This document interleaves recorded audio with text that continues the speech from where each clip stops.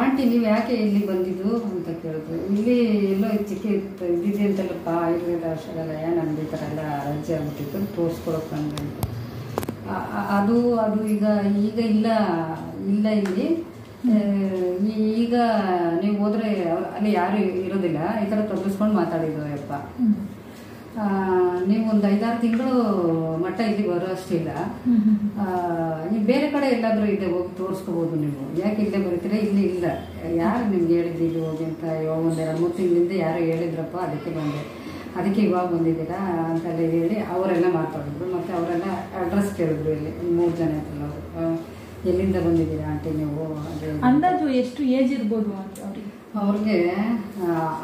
ಅವತ್ತಿನ ದಿನ ನೋಡಿದಾಗ ಅವ್ರಿಗೆ 23, 24, 25 ಈ ಥರ ಎಲ್ಲ ಇತ್ತು.